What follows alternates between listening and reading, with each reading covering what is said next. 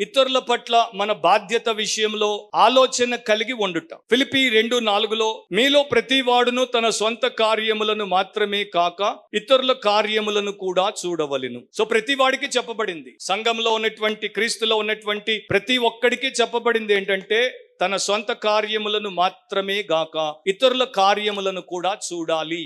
So Priya క్రైస్తవ సహోదరి సహోదరులారా, మనం ఎప్పుడు బై డిఫాల్ట్ మన సొంత కార్యాలు, సొంత విషయాలు, జీవితానికి సంబంధించినటువంటి సొంత అంశాల్లో లీనమైపోయి ఉంటాం. దాంట్లో మనకెవరు నేర్పాల్సినటువంటి అవసరం లేదు.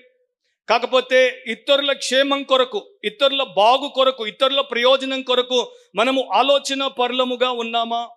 ఒకడు తన్ను తాను పెంపొందించుకొనుట అనేది ఇతరులు, లోకస్తులు కూడా చేసేటువంటి విషయమే. కానీ ఒకడు ఇతరులను పైకి తీసుకురావడానికి, వారికి మేలు చేయడానికి ఆలోచించుట, అది క్రీస్తు యేసు సంబంధులు చేసేటువంటి విషయం.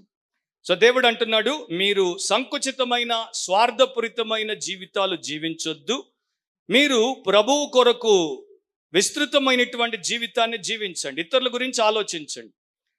చాలామంది చర్చ్కి వస్తారు పోతారు, చర్చ్కి వస్తారు పోతారు, ప్రేయర్ మీటింగ్కి వస్తారు, సండే వర్షిప్కి వస్తారు, అన్ని రకాల ఫెలోషిప్స్కి వస్తారు పోతారు, ఇతరుల గురించి బొత్తిగా ఆలోచనే చేయరు. మా సంఘానికి ఎవరు వస్తున్నారు, ఎలాంటి వారు వస్తున్నారు, ఎలాంటి పరిస్థితుల్లో ఉండొస్తున్నారు, వారికి ఏ అవసరం ఉంది, వారికి నేను ఏ రకంగా సహాయపడొచ్చు, దేవుడు నన్ను వారి జీవితంలో ఒక పావుగా వాడుకోవాలనుకుంటున్నాడా అనేటువంటి ఆలోచన బొత్తిగా రాదు. చెప్పినా రాదు, చేసి చూపినా రాదు. అలాంటి వారు ఏంటి అంటే బావిలో కప్పలు అన్నమాట. మిగతా వారు ఎలా ఉంటారంటే ఎప్పుడు చూసినా ఇతరుల గురించి ఆలోచిస్తుంటారు. రెండు టైపులు ఉంటారు మనకి. ఒక టైప్ ఏమో లోతు టైపు. లోతు అబ్రాహామును బట్టి బయటకు వచ్చాడు. అబ్రాహాముకు దేవుడు వాగ్దానం చేసినటువంటి కనాన్లో కాలు పెట్టాడు. కానీ అబ్రాహాము కన్నా ముందే పచ్చని వాటిని చూసుకొని సొదొమ గొమొర్రాలను తనకు ఏర్పాటు చేసుకుని వెళ్ళిపోయాడు. వీడు సెల్ఫ్ ఇమ్మర్స్డ్ పర్సన్, అంటే తనలో తాను లీనమై మునిగినటువంటి మనిషి. తర్వాత నిజంగానే మునిగాడు, మనందరికీ తెలుసు.